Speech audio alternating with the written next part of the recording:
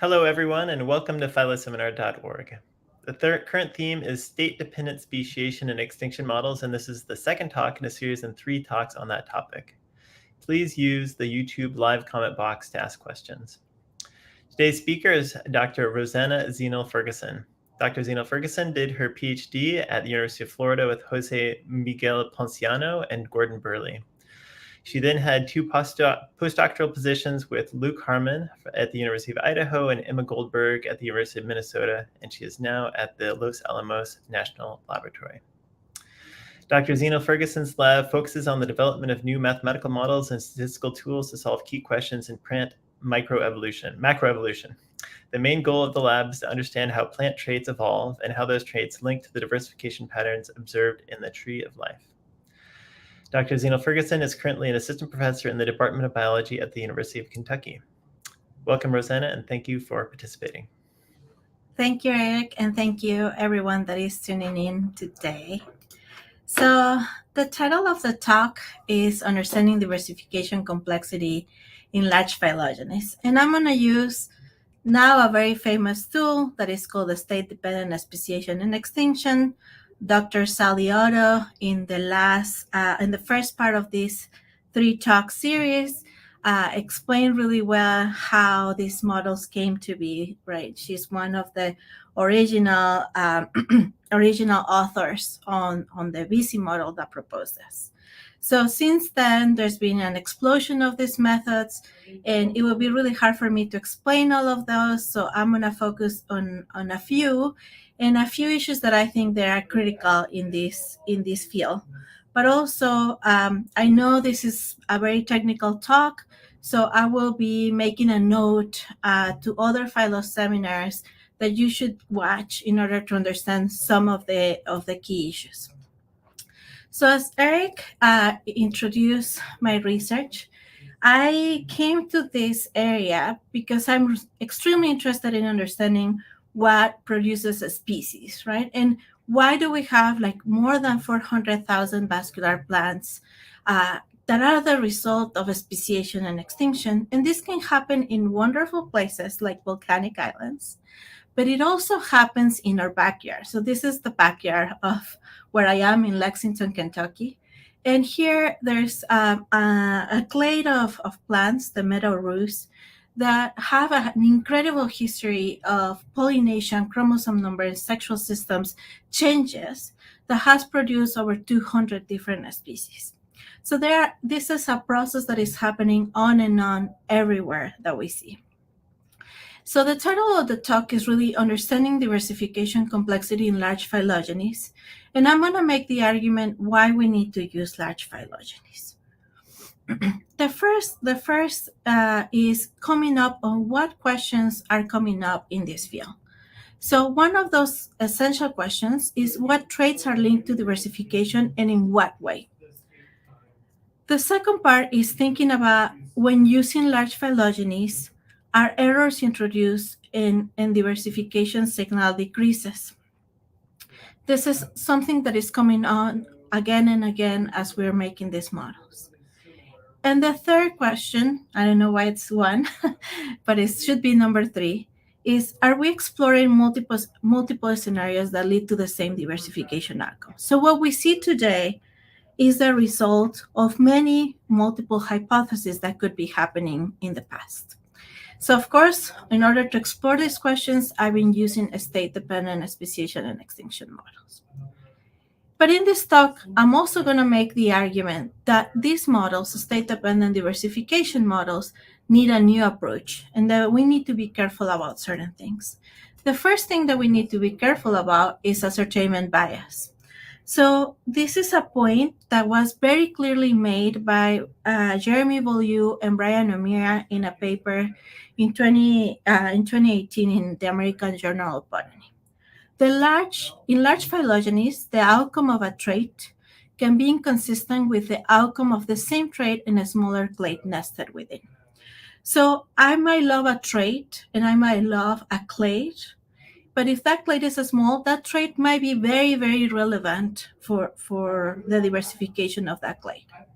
But when I'm zooming out does that relationship maintains? And often the answer is no. But I want to understand what are key patterns across angiosperms. So I have the need to scale up, acknowledging that for some researchers, it's very important to focus on a particular clade, and they are in the full right to explore that trait. But I'm really interested in big patterns. So for now, I'm going to let that for another time of discussion. And what I'm really focusing on this talk is making an argument of trait integration and argue that traits do not act alone in diversification. They work together with other traits. Then I also will make the argument that we always need to be worried about heterogeneity in diversification. When we're using large phylogenies, we might improve on ascertainment bias, but we will always introduce noise. And that noise can be of two types. It can be anagenetic or cladogenetic. And then I'm going to come back to process-based modeling and argue that we need to explore other possible patterns of diversification. One of them is what happens when extinction rates are much larger than what we're able to estimate. So let's start with the first example of process-based modeling. A trait does not act alone in diversification. It works together with other traits. And what really got me interested in this topic was this problem, the macroevolutionary consequences of polyploidy. So when we see a polyploidy event happening in a lineage that leads to an explosion of diversification, sometimes we think, well, maybe this polyploidy was excellent because it masked deleterious alleles because there's more of them, or it might come as a result of an environmental pressure, or maybe it comes along, as I'm going to show in this example, with a breeding trait change. But if those polyploidy events are happening in lineages that are going extinct, we think, well, maybe this is because the polyploids can actually not find another polyploid to mate with. This is what we call the minority cytotype exclusion. But also having more chromosomes or more genome sizes produces some problems in the completion of meiosis and mitosis in some basic cellular functions. So of course there's a balance between polyploidy being good and bad, right? So what do we see in macroevolution patterns? Turns out that when modelers started fitting SSE models, or state-dependent speciation and extinction models, they concluded that polyploidy is bad, that diploids have faster speciation and less extinction than polyploids. And Sally Otto mentioned these studies in the last talk. They explored multiple clades and found out always the same pattern. But on the other hand, we have botanists that are seeing evidence of whole genome duplications and polyploidy events in highly diverse clades that have that ancestry. So you can wonder, it's like, why are the models really opposing the evidence in the sense that botanists have, right? This is a back and forth in the literature of polyploidy, if you're interested in. So I have my foot in both of these worlds. And I started thinking, well, maybe there's some ascertainment bias. Maybe the clades that we're studying are too small and there's not sufficient data. So if I'm able to find a clade that is bigger and that has more information, maybe I can figure out what is going on. So the best clade that I could find at that moment was the Solanaceae, the nightshade family, has an excellent phylogeny and lots of data. These are some genera representative of the family. They also have an excellent time-calibrated phylogeny with fossils by Tina Sarkinen in 2013. I had spent a lot of time with Rodrigo Rivero, who was an undergraduate student in Florida, curating lots and lots of records for chromosome numbers. And we ended up, which was at the time the largest phylogeny that we could have used on an SSE model, 651 taxa. And we had information about their ploidy, but in addition to that, we had information about their breeding system. And I'll come back to the breeding system in a little bit. So then the logical step was to propose a BiSSE model, a binary state dependent speciation and extinction model for polyploidy. So we have a speciation for diploids, extinction for diploids, polyploidy rate, so this transition between diploids and polyploids, blue and pink states, and then a speciation and extinction for both. And if you want to know the mathematical details of this model, please, I beg you to go back to Dr. Sally Otto's phyloseminar that happened a month ago. Here's the link. And there's a reason for us not to put the transition back from polyploidy to diploidy, and I'm happy to discuss that. But for now, believe me, we don't need that transition. So when we fitted that model for this 650 tip phylogeny with ploidy data, what we found is that we reproduced the exact same result that Itai Mayros and his group had found, that diploids are actually faster in the diversification than polyploids. And you can see here that I plotted the posterior distributions for net diversification, and net diversification is defined as, speciation minus extinction. This is what I'm going to be presenting all this time. And you can see that these posterior distributions do not overlap. And here, I'm going to make a huge plea to the community that is using state-dependent diversification models. Please, please, please always estimate uncertainty on the rates. So historically, this was really hard to do. And some of our model developers were at blame because it was hard to do with likelihood. But now, like every software that you could use to do a BiSSE model, you can obtain either bootstrap estimates, likelihood and confidence intervals, or bootstrap intervals, or credible intervals like the one I'm presenting. And it's very important that if we're going to claim that they are different, those intervals do not overlap. So anyways, this was a little depressing because I'm not recovering any of the botanical insight on what could have happened with polyploidy. But then at the same time, I have information of a breeding system. And this is where Emma Goldberg, I was in her lab as a postdoc, and Boris Igich, one of Emma's long-term collaborators, came to play. They had already published in 2010 with the original BiSSE a model for self-incompatible lineages comparing also self-compatible. And what they found is what we found too, again, but with more data, that self-incompatible lineage had faster net diversification than compatible lineages. So now I'm in a situation in which I have the same phylogeny, but two different traits, right? And I'm finding and recovering the same patterns that other groups have found. But I start wondering, like, if we have these two traits, but the same phylogeny, the same evolutionary history, how are these traits interacting? And if we can know how they interact, can we also learn something more about diversification that by studying them apart, we haven't learned? So turns out that for my surprise, breeding systems in Solanaceae have complex interactions with polyploidy. So the system is very interesting. You have S alleles that are a combination of one RNase, and you can think of that RNase as poison, and many F boxes that are the antidotes.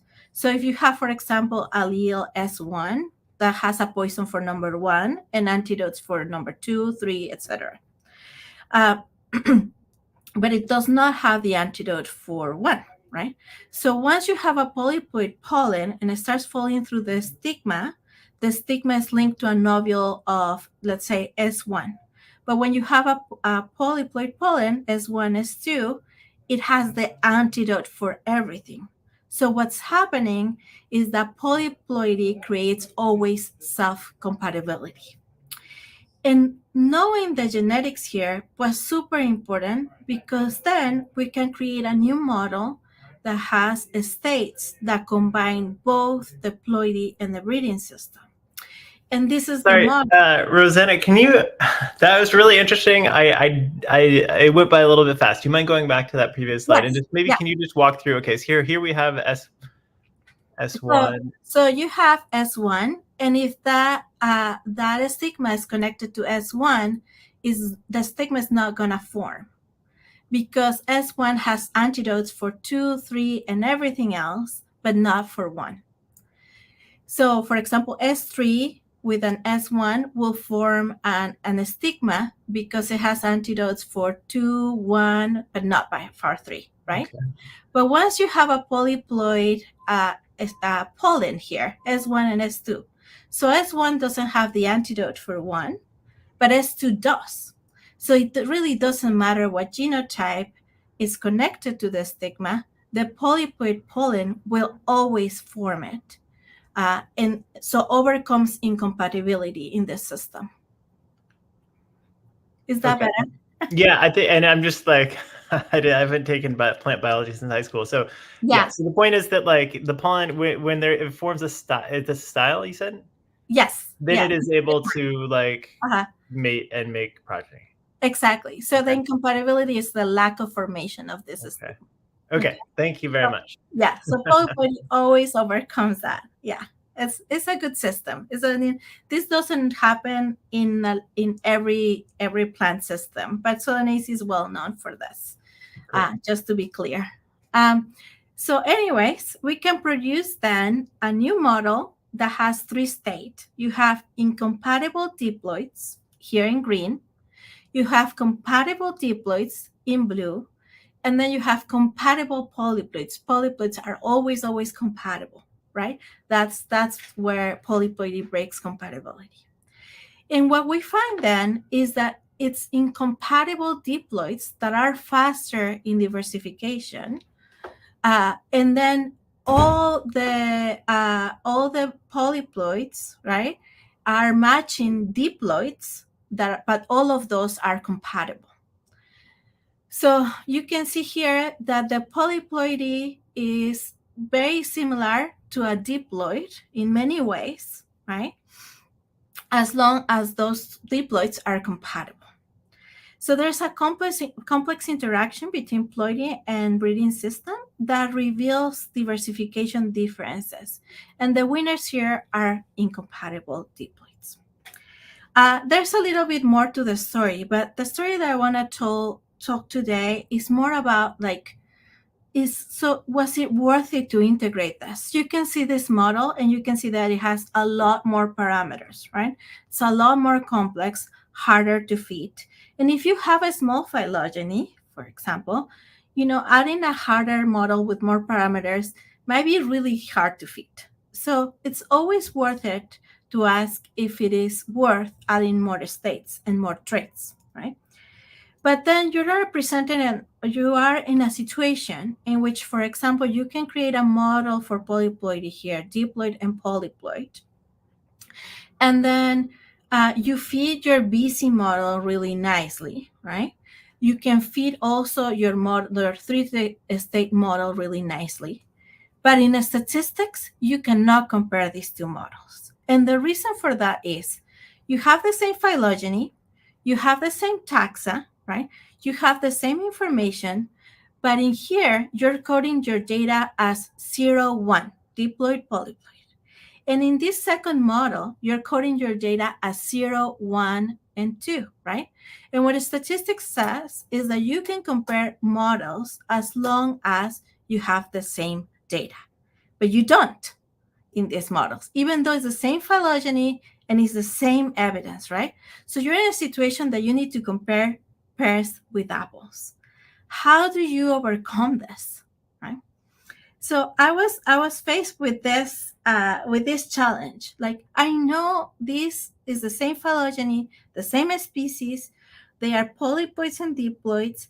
They have this extra breeding system, and I need to compare this and see if it was worth to add the breeding system. Okay, so at the same time, Emma was editing one paper that I'm going to talk to you in a second that was by Sergei Tarasov, and she sent it to me, and she said, maybe this could help. So the answer to be able to compare a model of two states with a three state is lumping these states. So we're going to try to merge all the diploids, all the diploids in one group, right? To be diploids and polyploids. So we're going to try to merge 0 and 1. So the first thing that we need to do in order to lump those states is that we need to make some assumptions.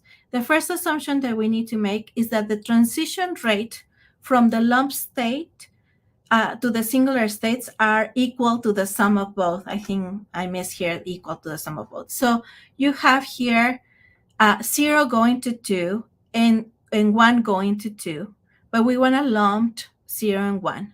So the sum of the rates that go to 2 should be now 1 rate. Then the same happens when you're trying to come back to the lump state from the singular state. So the transition rate from the singular state to the lump states add up to be the same, right? So you have 2 that goes to 1 or 2 that goes to 0, and the sum of these two should be a new parameter 1. And these models are going to be then equivalent. This is the main finding of this beautiful paper by Sergei Tarasov in 2019 in SysBio. He calls this a strong lumpability, and he has a more general case than 3 states, which is really good. And Sergei proposed this for Markov models, so discrete state models, but not for diversification models. So we need to remind ourselves that we're in a situation in which we have also a speciation. And what we found in our paper is that if we make equal speciation in lump states, what we end up is with an equivalent model to the 2 states. And you can imagine that we can do also equal extinction. And then when we do these 4 conditions in our model, from the 3-state model, we can replicate the BiSSE. So here's our 3-state model, or general 3-state model. Now we have a 3-state model in which we lumped all the diploids and we recover the same result that BiSSE. But now we have codes on our data as 0, 1, 2, 0, 1, and 2, and we can compare BiSSE versus the 3-state model. We call it MuSSE, and I'm going to define it in a second. And now we're in a situation in which you have apples to apples. The story here is that when we did this and we compare BiSSE for polyploids, and then we add the breeding system is super informative. And when we do it the other way around, let's start with breeding system, and we add polyploidy is not informative. So we had really strong evidence that if there's a trait that is informing the diversification of Solanaceae, was going to be breeding system and not polyploidy. People are very used to this idea when they do linear models. They say, which explanatory variables are critical for this linear model, right? And they drop one by one those variables. But we're not very used to this in diversification. And so that's what I wanted to talk today to you about this, because we can add traits, and we can add traits that are relevant to explaining diversification. So the take-home message here is that process-based modeling, with process-based modeling, we can argue that trait integration is important. But we know that increasing the trait integration is going to involve increasing the number of states, and that means also increasing the complexity of models. And that can be costly when you don't have enough sample. So we can be careful and test if a trait significantly adds to the diversification. And we can do this by comparing lump models against bigger models. If you want to read more of the details about it, the paper is in this link. Okay, So now I'm going to transition to talk about heterogeneity in diversification. One of the biggest findings in this field was that we need to consider heterogeneity when we're thinking about diversification in large clades. So large clades improve on ascertainment bias. So my trait might not be as important as I think when I scale up.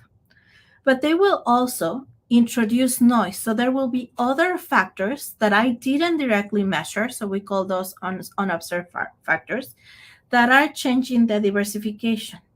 And we need to account for those. So in other words, if you're modeling with the state-dependent diversification models, you can model your focal trait, right? I show you how I model polyploidy or breeding system or the combination of both. But you could also focus on the variation in lineage diversification. Is it only due to the observed states coming from these focal traits? Or is it only noise and the traits doesn't have anything to do with it? Or maybe there's a little bit of both. There's a little bit of signal of my trait, or there's a little bit of noise, right? So how did we discover this? So the first finding is that BiSSE does not account for heterogeneity in the rates of diversification. The null hypothesis of BiSSE is that a speciation for both states, 0 and 1, and extinction for both states is equal. And there were two very influential, and I encourage everyone that is interested in state-dependent diversification models to read these two papers. Davis et al., 2013, BMC Evolutionary Biology, and probably the most influential in this field, Dan Robowski and Emma Goldberg in 2015 in SysBio, show us how BiSSE has a huge type 1 error. So it almost always concludes that the state is important when it is not, right? And Emma and Dan had this beautiful example where their state was something like the length of the taxon name, short and long, and apparently that informed diversification, right? Which is ridiculous because what does the name have to do anything with diversification? So what we have then is a high type 1 error. But anyone that builds phylogenies knows that there is a lot of heterogeneity in lineages. There's different paces in which there's fast diversifications and a slow diversification, and this is more prominent when you have large phylogenies. So it's not only about the high type 1 error. The real problem is that the null hypothesis was badly specified, right? We need a null hypothesis that can have heterogeneity and variation that is not associated at all with the trait. And this null hypothesis did not allow for that. It's saying everything is constant, but there's variation that doesn't have to do anything with the trait. So to the rescue comes this huge finding, the hidden states models, right? That added a new null hypothesis that is called the character independent model, or CID, in which we introduced now an unobserved factor and with two states, A and B.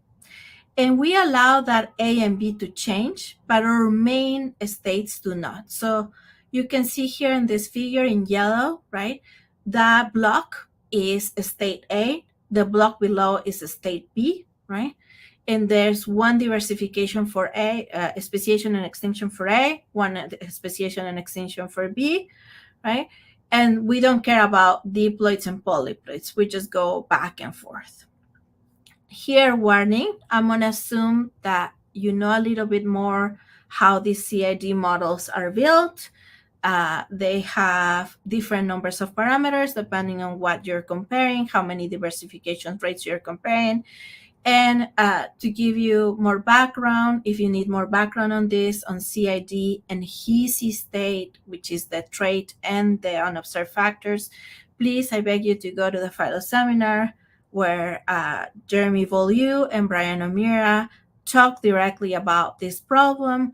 Also, their paper, the SysBio paper in 2016, and also an excellent explanation on how you have to think about the CID better by Daniel Caetano, who was also working with Jeremy Vollieu in this problem. So for now, I'm going to assume you understand a little bit more about what CID model does, and I'm going to zoom in on it. And I'm going to ask you to focus on two rates here, the alpha and the beta. So these rates are the hidden state transitions. So we go from A to B or from B to A. And you can decide if you want them to be the same for both states, or you want 4 of them, or you want 3 of them. That's part of the modeling process. For now, let's assume that it's the same to go from A and B, from diploid to polyploid, and vice versa. So these rates are actually anagenetic transitions. So these hidden state anagenetic transitions, if you were looking at them in a stochastic map over a phylogeny, what you will see is that the transitions occur throughout the lineage of that phylogeny, right? So there was a gray to yellow transition and then back to gray, or a gray to yellow or yellow to gray, right? You will reconstruct that, and all of those are anagenetic.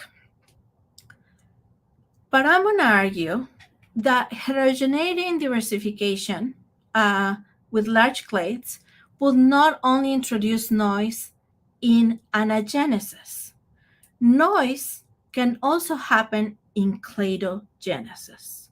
So it is completely possible that some of these unobserved factors can happen at the speciation event of a phylogeny, and not only throughout the lineage of the phylogeny.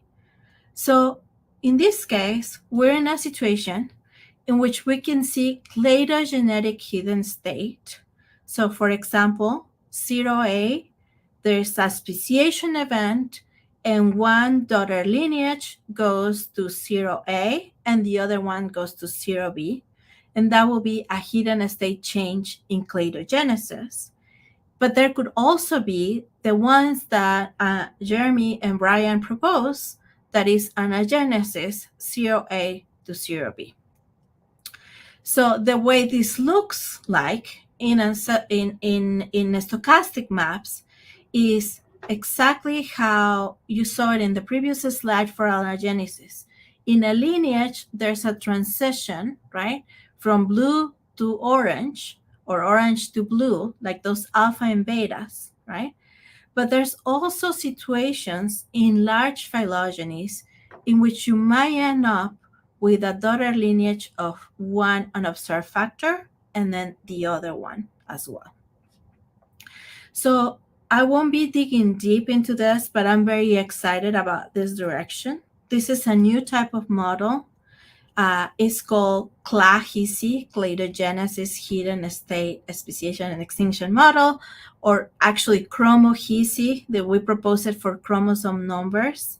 This is a diagram that I expect Joss is going to talk about. Sally mentioned it last time. It's all the broad range of models, of SSE models, and these are all that have been proposed up to date.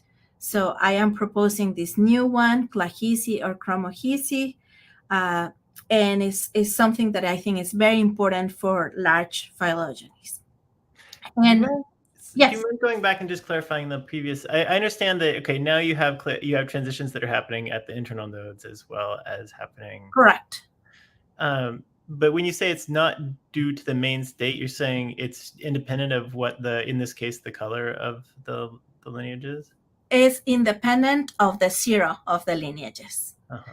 So if you had 0, it really doesn't matter at all, right? Like there won't be an speciation due to the 0. Usually, classy, what assumes is like you end up with a lineage that is 0 and another lineage that is 1, right? Mm-hmm. But now you can separate those events from events in which there was an speciation, but due to an unobserved factor that you didn't directly measure, that doesn't have to deal with the one that you actually measure. So you can separate the main signal from the noise in cladogenesis. Okay, I think I get it. Thank you. Mm-hmm. The way we use it, just to give you a little more example or more background on this, we're using this for single chromosome speciation. So those are very well accepted for animal clades, but for plants, most people don't think a single chromosome number actually changes much in plants. So what we found, and in that case, you're not interested in, for example, right, a plant lineage that had 15 chromosomes, one went to 16 and the other one stayed in 15, right? And that 16 produced an speciation. We're interested if a change in one chromosome, whether you are in 15 or 24, right, produces a speciation. So it's independent from the state value itself. You see that? Yes, Mm-hmm. that makes sense. So that's why it's very, very important to separate that, right? Mm-hmm. We're actually measuring a speciation by the type of transition and not by the state. So the type of transition is a change in one chromosome, no matter if you're in 15 or in 24. Right. Mm-hmm. And I would love a whole seminar just for this topic. I didn't have a lot of time because I'm trying to argue for process-based model more. But I'm gonna tell you where to find this. This wouldn't have been possible with the huge help of 3 postdocs that are amazing: Carrie Treble, Nacho Marquez Corro, and Mike May. They all with different skills, different backgrounds, but it was the right example, the right large phylogeny, 700 sedges, also the right skills on RevBayes. And if you want to read a lot and talk to me a lot about this, we have a preprint, how to detect the shifts in chromosomal speciation in carex. What we found is that there is lineages with single chromosome speciation. We can say which lineages, but it's not all of them.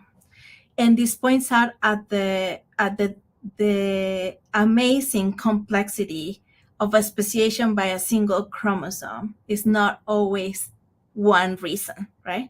In large phylogenies, there's not always one reason to speciate. But we found one of them, a single chromosome number, and it's just for some of those lineages, which I think is really beautiful result. So I encourage you to go and read about this a lot. And please talk to us about it. So what we learned then from heterogeneity and diversification is that both anagenetic and cladogenetic noise can play a role in diversification and large phylogenetic trees. And I think we're going to start seeing, right, this is the new frontier, more and more in which we need to account for cladogenesis, because we're interested about the type of transition and not the state itself. So I'm going to close this parenthesis on heterogeneity and going back to process-based modeling. And I'm going to show to you in these last minutes a beautiful example that I had the pleasure to work this during the pandemic, in which extinction rates are larger than what we can estimate with extant phylogenies. The example is something that really is of interest to a lot of the macroevolutionary community, is the consequences of ecological speciation. There's this really nice synthesis study by Dehu and Broman in 2016 by the Journal of Evolutionary Biology, talking about specialization and macroevolution. They say that specialization has often been claimed to be an evolutionary then, and with the then, with the specialist lineages having reduced capacity to persist or diversify.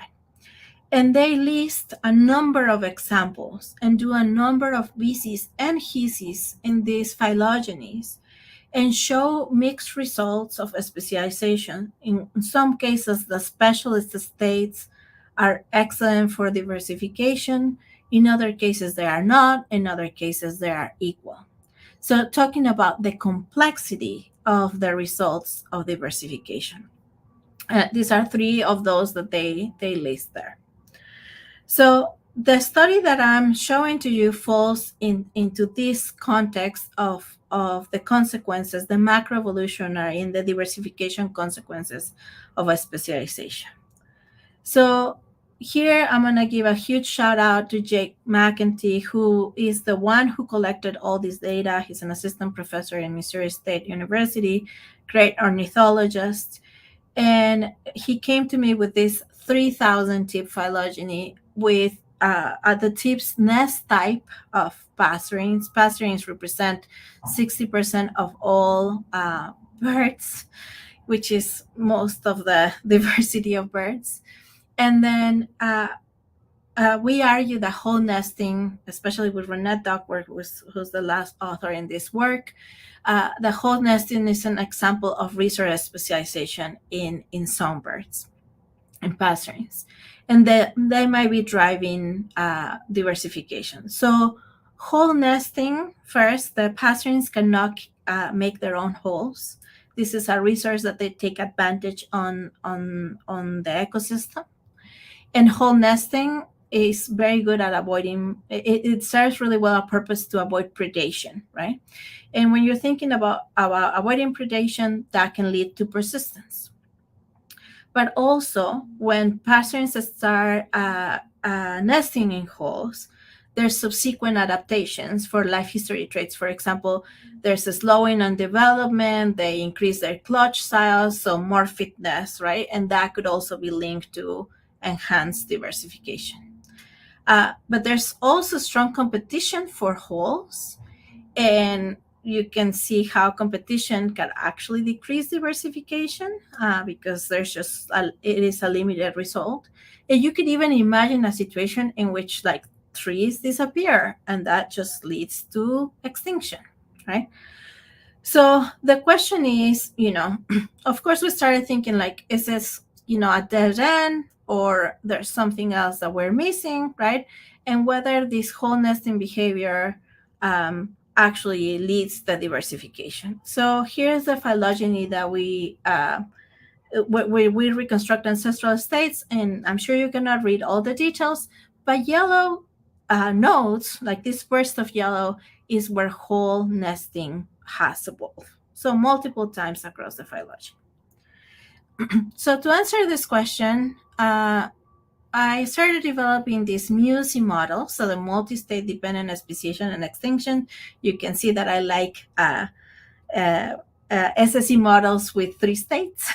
they are really beautiful. And in these 3 states, we have cup nesters in blue, we have dome nesters in red, and we have whole nesters in yellow. And here are examples of those.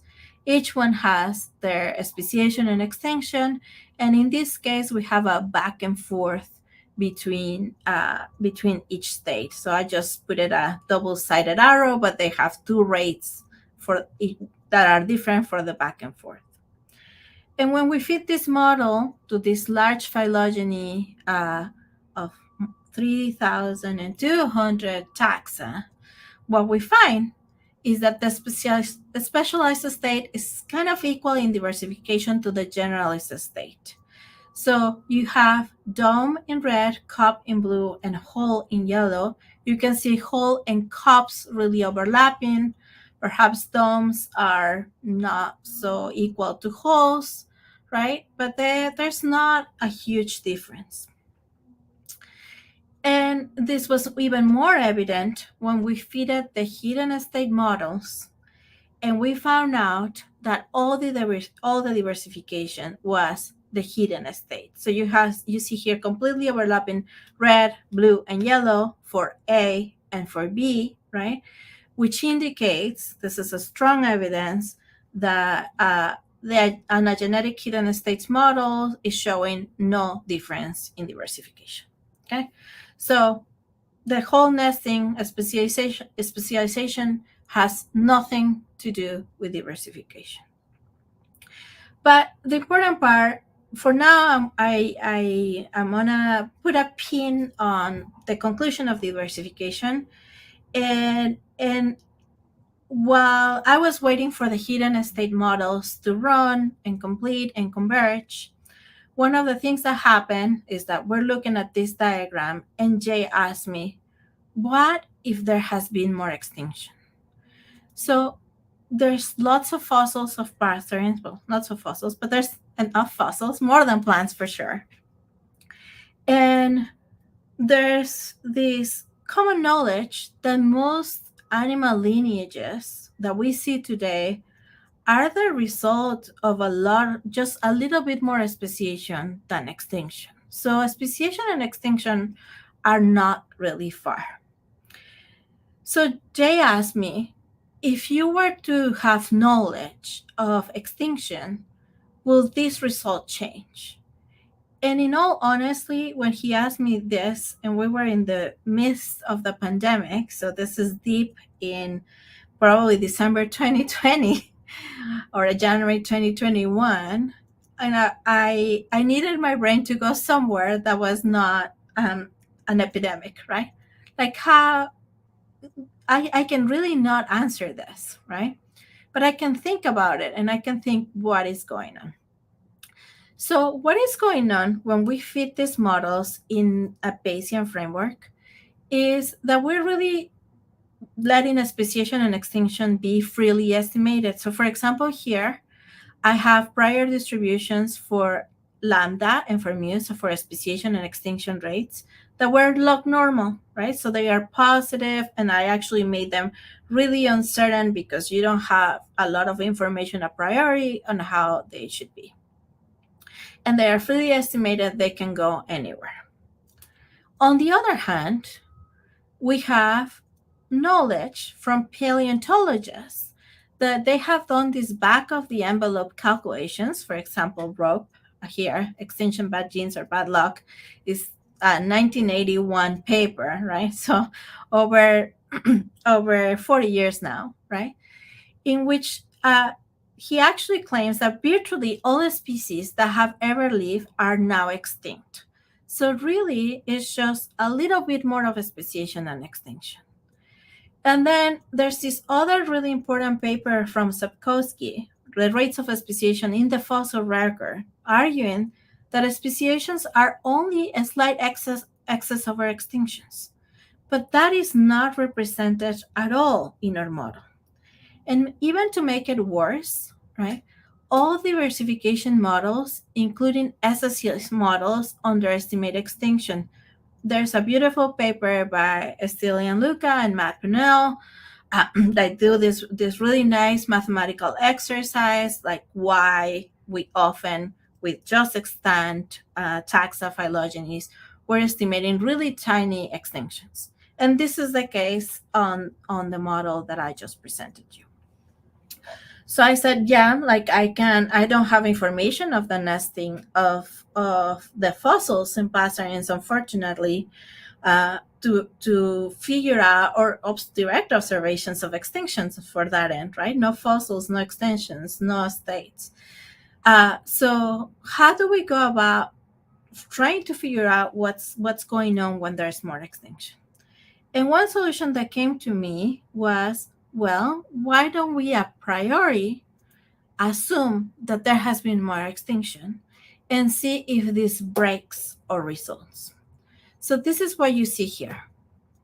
I take extinction fraction, that is extinction divided by speciation, right here in the blue box. And I said, if that fraction is greater or equal than 70%, what will happen? In order to fit it in the model, there's here the technical details, right?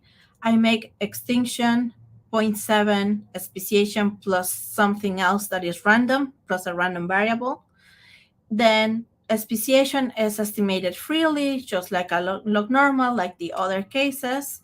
But then I add this random variable, and then extinction is a linear model of those two random variables. And with this, I actually force extinction to always be at least 70% of speciation. So here is our result with the freely that you just saw a few slides before, where you freely are estimating a speciation and extinction. And then in the next line, you're going to see the result. What happens when you enhance extinction? And when you enhance extinction, I hope you notice that you have still red, blue, and yellow posterior distributions, but you see this shift towards the left, which means that the rate values decrease, but the difference between a state maintains. And you can do this exercise with more extinction fractions restricted, for example, 80%. And what you notice is that they shift again towards the left, right?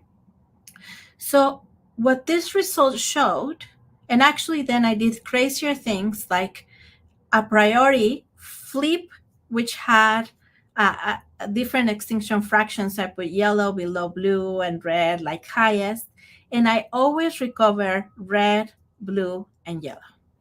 So what this result shows is that we might never accurately know speciation and extinction rates themselves.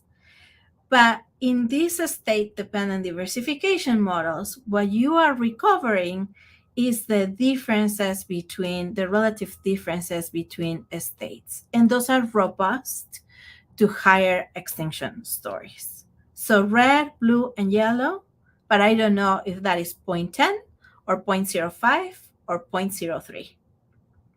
And I think this is an very important result because this tells us, right, like other studies in this field about the diversification, that estimating extinction is really hard and maybe never done accurately. But there's a still signature in our phylogenies about the differences on which state is gonna persist in terms of diversification, who's going to be better to create lineages. So I am really happy. And you can see in our paper that there's more exploration of other extinction fractions, including what happens if extinction is much faster than speciation. So with us, I wanted to come back to the initial questions and focus on what we've learned through all these examples. What traits are linked to diversification and how? In order to answer this question, we need a process model, process-based modeling in SSE. It's not enough to just go to the software, RevBayes, HESE, you name it, and just plug in your data. We need to think critically about what those states are and why we're defining them. So learn to identify traits and states that are informative for diversification, lump when you need to and you can, and then estimate always the rate of uncertainty and not only do model selection, not only say CID is better than BiSSE or CID4 is better than HESE. Make sure you're observing estimates, uncertainty estimates, so interval, either confidence, bootstrap, or credible. For our second question, when using large phylogenies, is error introduced and signal decreases? Absolutely. And that's the reason why we need to use hidden state models that account for heterogeneity. In large phylogenies, noise can be introduced both in anagenesis, that might be sufficient for some examples, but I show you an example in which we need cladogenesis noise, and we need to choose the appropriate CID level for those. And when considering noise, if you still recover diversification differences, you will know that that trait is really important, right?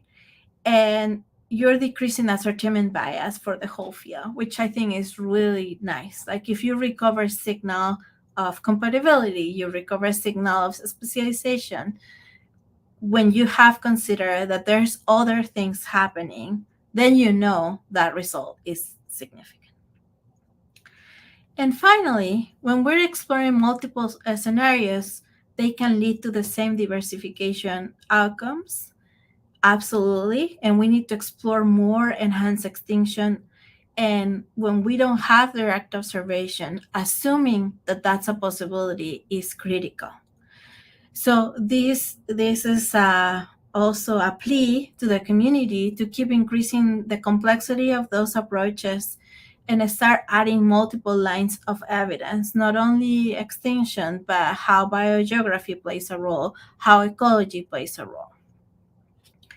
And this is my last slide. So thank you, everyone. Here are my acknowledgements. Lots of people that have made me thought in many multiple ways and that have allowed me to have lots of large phylogenies with lots of data.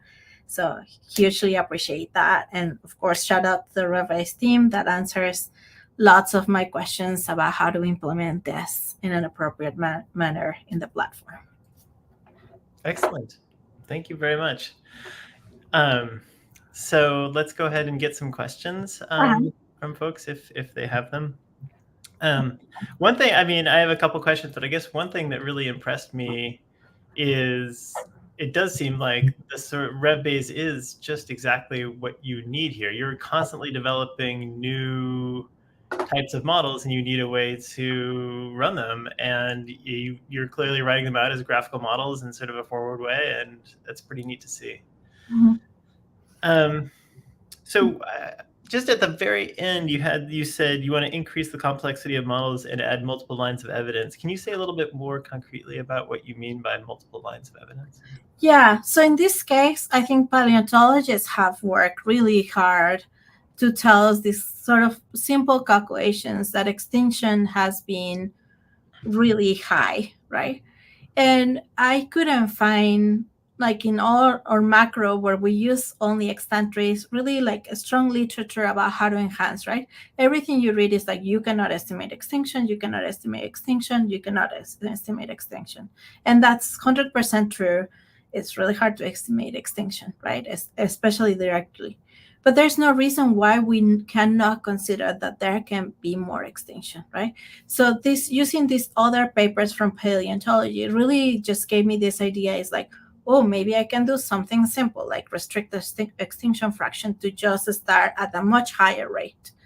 And then I say simple, but it was hard, like a lot of trial and error, or how to write that function for extinction itself, right? You can see there that I use it linear, but someone could say, why didn't you just do a product, right? Like 0.7 times speciation. Turns out that just rescales the results and it's still, you estimate extinction even smaller. So it really doesn't restrict, right? But there's other examples of this, and the way, for example, I'm thinking about it in the Andean plant diversification. In those situations, it's even harder for Andean plants where you have a mountain of leaf back and forth, right? Using phylogeography models, it's going to be really hard because they do not account for these quick elevation transitions. So I'm going to have to use, for example, multiple clades in one model to actually account to see if there's similar trends and to account for faster diversifications in other places. So I cannot only use the evidence from the phylogeny that I'm studying, right? I'm going to have to see what other people have seen in terms of trends and try to incorporate multiple phylogenies there. So yeah, I mean, I know it's not as straightforward as having your tips and your tray and put it in HISI, but in a way, we're at the right time now where we have collected these huge phylogenies, and so much effort has been put to collect data for those phylogenies that we can start asking more nuanced questions about diversification. That's great. I thought so. Can we go back to your slides about, so you had the in the example with the 3 nesting behaviors, and then you introduced an additional hidden state, like the A and B hidden Yes. state. Mhm. And my take home, and so this is an unobserved hidden state. Well, of course. Mhm. But it's there, like there's no tip information about it. Like that's the Yes. whole point. And Yes. Mhm. so it's just added to the model. And it's sort of, you can imagine it's like another dimension. You have the triangle with your 3 states, and you have another one that's above. Mhm. So I thought it was interesting because my interpretation of this, I mean, is the conclusion here not that we have a hidden state and that is the thing that's actually driving the diversification? Correct. So the hidden state is driving the diversification, but you don't So know I, what the but hidden. then later, when you were talking about the like high extinction rates, you were still talking about things being, yeah, Just in the museum, right? yeah, Yeah. So that was an exercise of just simplification for the talk, but I did do enhanced extinction on the hidden rates model, of course. And what we see is the exact same trend, like they are overlapping, right? Nest, cup, dump, cup, and hole.